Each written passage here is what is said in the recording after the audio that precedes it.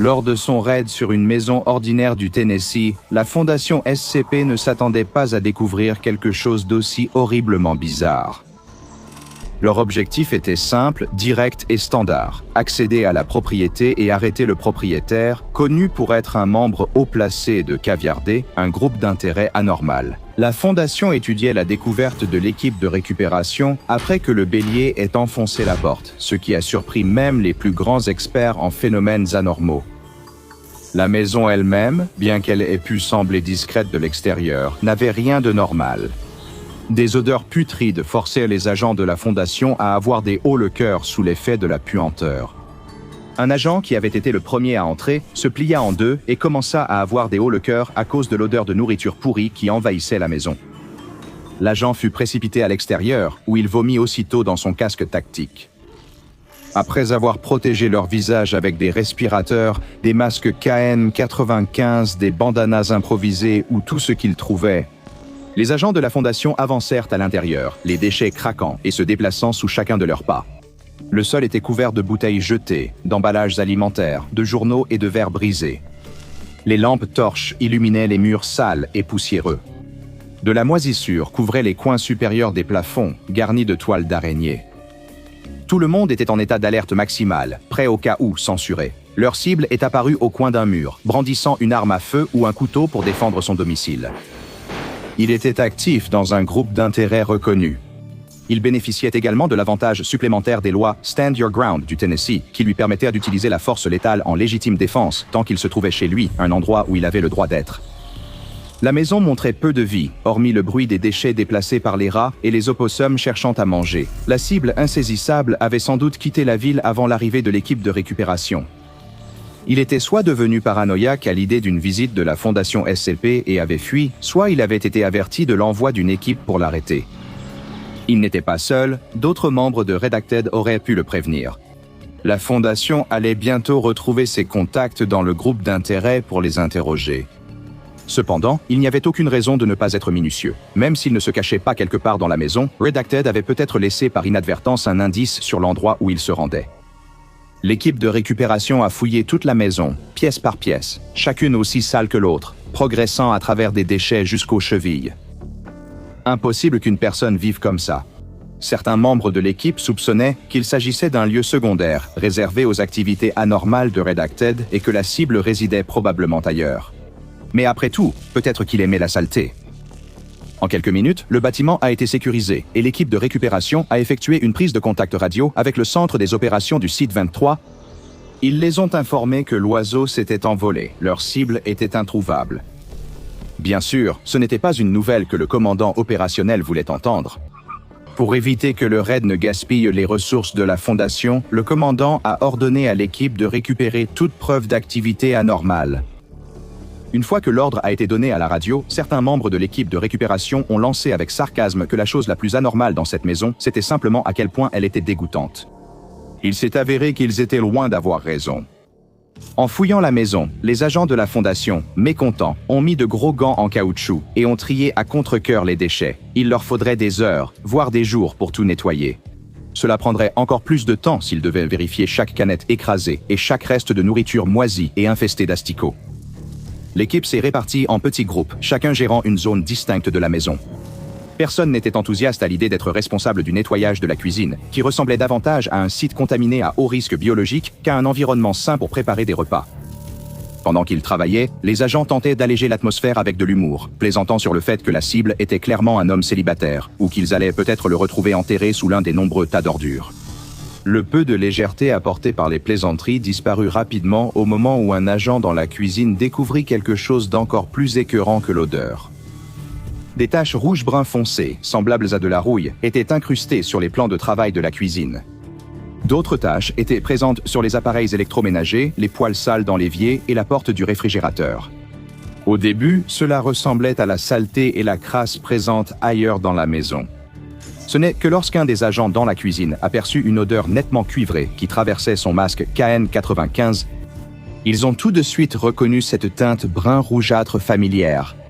C'était du sang séché. Immédiatement, l'expert médico-légal de l'équipe de récupération a été appelé dans la cuisine pour prélever des échantillons de sang sur différentes surfaces. En regardant mieux le réfrigérateur, quelqu'un a proposé de l'ouvrir au cas où la source du sang serait dedans. Les agents, préparés mentalement, se sont regroupés, certains s'attendant à voir les restes éviscérés de leur cible insaisissable, redacted, derrière la porte du réfrigérateur. Mais lorsqu'ils l'ont ouverte, ils ont découvert quelque chose de bien plus étrange. À l'intérieur, le réfrigérateur était presque vide, un contraste frappant avec la maison encombrée et sale qui l'entourait. Les seuls objets que les agents ont trouvés dans le réfrigérateur étaient 6 boîtes individuelles, chacune contenant 15 œufs. Au total, il y en avait 90, et à première vue, ils semblaient être de simples œufs de poule de supermarché, mais en y regardant de plus près, ils paraissaient quelque peu inhabituels. D'une part, alors que la plupart des coquilles d'œufs étaient blanches, certaines étaient roses, d'autres rouges.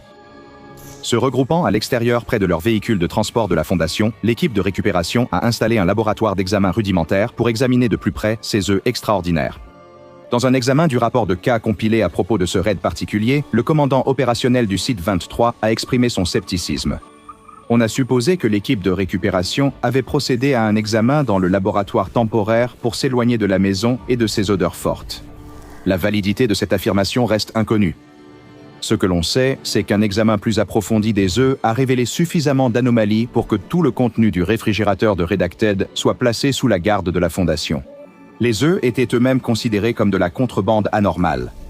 Après avoir retiré plusieurs œufs du réfrigérateur pour examen, des analyses spectrales ont révélé que tous étaient fécondés. La plupart des œufs achetés en supermarché, en particulier les œufs de poule, ne sont pas fécondés, ce qui les rend sûrs pour la consommation humaine. Les œufs trouvés par l'équipe de récupération contenaient tous des embryons, et ils allèrent bientôt découvrir qu'il ne s'agissait ni d'œufs de poule, ni d'œufs d'aucun autre oiseau. En moins de 30 minutes d'examen, les œufs montraient déjà des signes de mouvement. Des fissures apparurent sur leurs coquilles décolorées alors que quelque chose bougeait à l'intérieur. L'équipe de récupération est immédiatement entrée dans un état de panique, dégainant leurs armes de poing et se préparant à faire face à une anomalie inconnue. Un œuf s'est fendu, quelque chose a percé la membrane sous la coquille et s'est tendu dans l'air. Puis une autre excroissance similaire est apparue, poussant vers l'extérieur, brisant davantage la coquille, avant d'être rejointe par une troisième. Les agents de la Fondation, incrédules, observèrent les appendices se libérer de leur confinement. Ils ressemblaient à de petits bras humains. En quelques instants, la créature avait brisé assez de coquilles pour se répandre, ainsi que les fluides, sur la table d'examen. La petite forme de vie se gonflait et se dégonflait en prenant ses premières bouffées d'air. Elle ressemblait à un fœtus humain, mais était pourtant capable de survivre à l'air libre. Elle semblait aussi présenter une difformité, avec un bras en plus. La prochaine créature éclose n'avait pas cette caractéristique. La deuxième semblait avoir une paire de petits poumons en plus sur le dos. L'équipe de récupération comprit vite, vu depuis combien de temps les œufs étaient hors du réfrigérateur, qu'il fallait les incuber à basse température pour éviter leur éclosion. Rapidement, le reste des œufs fut rassemblé et transporté jusqu'au site 23 à l'arrière d'un camion réfrigéré. Les 87 œufs anormaux restants, nombre qui fut ensuite réduit à 74 après des expérimentations, furent catalogués par la Fondation SCP. Leur désignation était SCP-1657. Chaque œuf montrait de légères variations, ce qui est fréquent chez les œufs de diverses espèces d'oiseaux et de reptiles. Cependant, les différences entre chaque instance de SCP-1657, que ce soit en taille ou en coloration, étaient nettement plus marquées. Les couleurs des coquilles, comme mentionné, allaient du blanc au rose et au rouge et pouvaient mesurer aussi peu que 5 cm de long jusqu'à un impressionnant 30 cm. Fondation. Les experts en anthropologie et en évolutions anormales supposent que les créatures ayant pondu ces œufs variaient aussi en taille, ce qui expliquerait une progéniture potentiellement aussi grande. En parlant de ces créatures, les premiers spécimens que l'équipe de récupération avait fait éclore accidentellement ont été éliminés avant que le SCP-1657 ne soit livré à la Fondation. La justification donnée par le commandement était que la Fondation ne possédait aucune connaissance des besoins fondamentaux de ces entités, ni si elles représentaient une menace pour le personnel. Les autopsies des 3 nouveau-nés et les expériences menées sur d'autres nouveau-nés en environnement contrôlé ont montré qu'ils n'auraient pas constitué un danger significatif pour l'équipe de récupération. Comme cela a été découvert accidentellement par les agents qui ont trouvé SCP-1657, ces entités, appelées SCP-1657-A, éclosent lorsque les œufs sont retirés d'un environnement à basse température. Une température entre 0 et 10 degrés Celsius est considérée comme idéale pour prévenir une éclosion non désirée. Une température comprise entre 11 et 15 degrés Celsius reste sûre et ne déclenchera pas la naissance d'un spécimen SCP-1657-A. Cependant, le personnel chargé du contrôle de la température dans l'unité de stockage frigorifique du site 23 est instruit de ne jamais permettre au conteneur contenant SCP-1657 de dépasser le maximum de 15 degrés. Modifier les conditions dans lesquelles les œufs sont conservés, en particulier les changements de température et de taux d'humidité, risque de provoquer une éclosion et de produire un spécimen SCP-1657-A.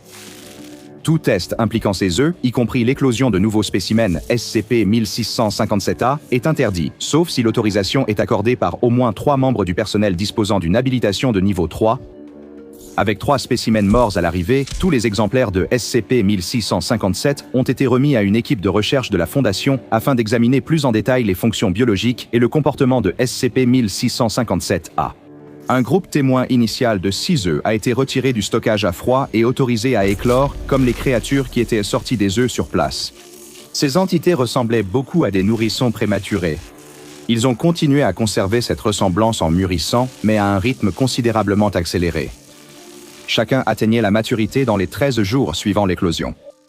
SCP-1657-A semblait être étroitement lié aux humains, conservant la forme humanoïde familière et la plupart des mêmes organes internes. Cependant, le degré de ressemblance semblait varier énormément d'un spécimen à l'autre. Certains paraissaient plus proches d'Homo sapiens, beaucoup ayant les mêmes déformations que les 3 premiers éclos accidentellement. La différence physique la plus notable était que chaque instance de SCP-1657-A semblait dépourvue de cheveux, d'ongles et de dents. Une analyse post-mortem plus approfondie des spécimens a confirmé ce que de nombreux chercheurs soupçonnaient. Les corps des instances de SCP-1657-A n'ont aucun moyen naturel de produire de la kératine, contrairement aux êtres humains. L'étude plus approfondie de ces créatures a semblé, à un moment donné, avoir été entravée par une découverte soudaine faite par un jeune chercheur. 2 semaines et demie après l'éclosion, un jeune chercheur a été chargé de contrôler toutes les 2 heures le groupe témoin des SCP-1657-A, chacun gardé dans un enclos d'observation individuel et sécurisé.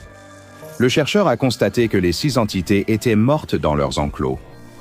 Des efforts immédiats ont été déployés pour réanimer les créatures. Cependant, cette tentative s'est finalement révélée infructueuse. Les autopsies réalisées sur les 6 SCP-1657-A n'ont pas permis d'établir une cause de décès concluante pour tous les spécimens. Les chercheurs ont expliqué ces décès soudains par un problème d'alimentation, un manque d'enrichissement des enclos ou une maladie inconnue touchant les spécimens. Toutes ces variables ont été prises en compte lors des tests menés avec un nouveau groupe témoin. 7 autres œufs du SCP-1657 ont été sortis du stockage et ont éclos pour former un nouveau groupe d'observation. Cette fois, on les ferait éclore progressivement, 2 à la fois, plutôt que tous en même temps, avec un en réserve. Après l'éclosion, chacun a été mis dans un enclos propre, autorisé à profiter d'un enrichissement quotidien sur les terrains extérieurs du site 23 et a reçu un complément probiotique synthétique pour garantir leur équilibre alimentaire. Tout comme leur précédent groupe témoin décédé, ces 7 nouveaux spécimens ont atteint la maturité en presque 2 semaines. Durant cette période, les chercheurs de la Fondation SCP ont surveillé leur comportement de près. L'espèce elle-même a été appelée Homo sapientia par un chercheur qui avait tenté à la hâte une traduction approximative en latin à l'aide de Google Traduction. Cela était surtout dû à leur comportement révélant un manque de sapience, sans pensée consciente. Chaque nouvel individu de SCP-1657-A était incapable de communiquer et on ne pouvait pas lui apprendre à converser dans une langue humaine connue, que ce soit verbalement ou autrement. Aucun cas enregistré n'a présenté de comportement pouvant être considéré comme violent, tous les spécimens semblant être en grande partie dociles et obéissants. Cependant, ils étaient facilement effrayés et semblaient craindre les autres êtres vivants lors des contacts avec le personnel. Les spécimens qui éclosent avec les organes sensoriels adéquats les utilisaient pour s'éloigner des autres êtres, restant aussi loin que possible en permanence. Les instances de SCP-1657-A nées sans organes sensoriels réagissaient négativement au contact direct, jamais avec agressivité, mais en se retirant rapidement. Laissées seules dans un environnement calme assez longtemps, les créatures finissaient par pondre d'autres œufs de SCP-1657. La Fondation a choisi de conserver le reste de la réserve originale récupérée dans le Tennessee en stockage, n'utilisant que les SCP-1657 pondus par des spécimens de SCP-1657-A enregistrés pour l'éclosion et des études ultérieures. Le nombre total d'œufs restants provenant de la maison de Redacted ne doit jamais dépasser 74. Au cours des tests, les créatures ont montré des signes indiquant qu'elles possèdent une forme de mémoire collective. Elles semblent transmettre certaines expériences, généralement liées à leur propre survie et préservation, à celles qui ne sont pas encore écloses. 2 semaines après sa naissance, le premier du nouveau groupe témoin, désigné SCP-1657-A07, a participé à un parcours d'endurance pour évaluer sa forme physique. Pendant ce temps, à cause d'une expérience sans rapport impliquant le SCP-457 qui se déroulait à proximité, un incendie s'est déclaré, entraînant une évacuation d'urgence.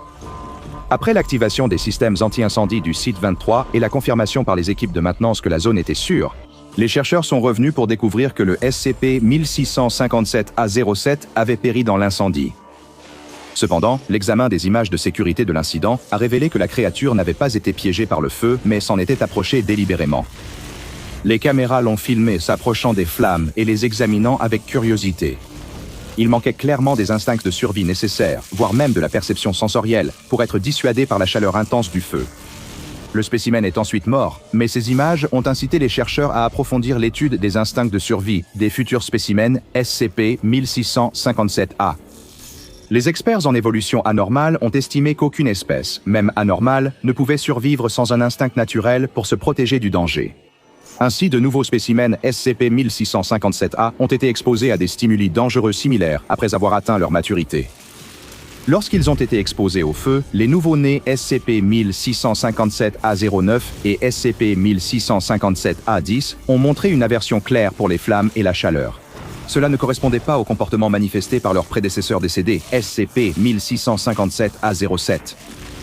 C'est ainsi que les chercheurs ont pu déterminer la mémoire collective de SCP-1657-A. Les nouveaux spécimens semblaient presque hérités d'une connaissance instinctive des dangers auxquels avaient été confrontés les individus éclos avant eux. La mort des 6 spécimens originaux ne resta un mystère que pendant peu de temps, car la raison exacte fut rapidement déterminée. Tous les membres du groupe témoin expirèrent simultanément. 17 jours après sa naissance, période durant laquelle SCP-1657-A07 périt dans l'incendie mentionné précédemment, SCP-1657-A08 mourut également de cause indéterminée. L'autre spécimen, éclos en même temps que le numéro 8, étant déjà mort, le schéma n'a pas été remarqué tout de suite. Cela dura jusqu'à ce que la paire suivante, les désormais naturellement résistants au feu SCP-1657-A09 et SCP-1657-A10, meurent tous les deux le même jour. Cela s'est produit exactement 17 jours après leur éclosion, ce qui a amené les chercheurs de la Fondation à conclure qu'il s'agissait de la durée de vie naturelle moyenne d'un spécimen SCP-1657-A. Depuis, un seul autre spécimen est décédé prématurément. SCP-1657-A-1 SCP-1657-A.12 a été tué lors d'une altercation frénétique avec SCP-1657-A.13.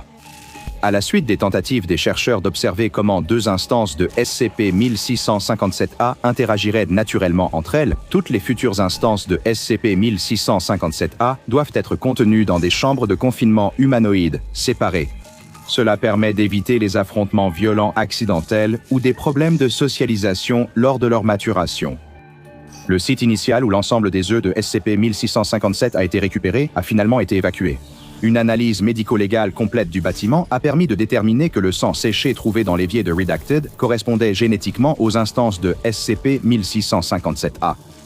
On ne sait pas où ces spécimens étaient gardés, mais ils auraient servi à pondre les œufs trouvés dans le réfrigérateur. Les agents de la Fondation enquêtant sur les activités du groupe d'intérêt Redacted pensent qu'ils tentèrent peut-être de mettre en place une sorte d'opération de distribution pour les œufs de SCP-1657. Les emballages découverts sur le site semblent indiquer que ces œufs anormaux ont peut-être été spécifiquement conçus par bio-ingénierie à cette fin, possiblement comme alternative aux œufs de poule. Cet emballage et ces prospectus ont été produits comme preuve, l'un précisant ce qui suit. Besoin de plus de punch au petit déjeuner? Les œufs du supermarché ne vous conviennent pas? Vous rêvez de goûter une omelette virile au moins une fois dans votre vie? Alors achetez le Maneuf. Maneuf, ça vous rend viril. Vous avez déjà entendu dire qu'on est ce qu'on mange? Eh bien, chez Redacted, nous croyons que c'est 100% vrai. C'est pourquoi nous fabriquons nos œufs à partir de vrais humains. Alors, qu'attendez-vous? Allez le brouiller et mangez le Maneuf. Avertissement. Gardez les œufs au réfrigérateur lorsqu'ils ne sont pas utilisés directement pour la cuisson. Ne laissez pas les œufs hors d'un environnement froid pendant plus d'une demi-heure à la fois. Si quelque chose sort de votre manœuvre, contactez Redacted. Le matériel promotionnel comporte une clause précisant qu'aucun humain réel n'est impliqué dans la fabrication de SCP-1657. Selon les prospectus récupérés sur le site, un substitut humain général est utilisé. Ce matériel comporte également un symbole lié à un groupe d'intérêt connu, les créations des hommes. Les agents de la Fondation enquêtent toujours sur un éventuel lien entre la création et la distribution de SCP-1657 et le projet controversé Genesis 127 du groupe. De plus amples informations sur les créations des hommes et le projet Genesis 127 sont hautement classifiées par la Fondation SCP. Un rappel a été envoyé à tout le personnel de cuisine des salles de repos de ne pas utiliser les œufs SCP-1657 pour préparer les petits déjeuners du personnel. Découvrez le Patreon du Dr Bob et devenez chercheur junior dès aujourd'hui. Maintenant, allez regarder une autre entrée des dossiers du Dr Bob comme SCP-189, le parasite imitateur de cheveux.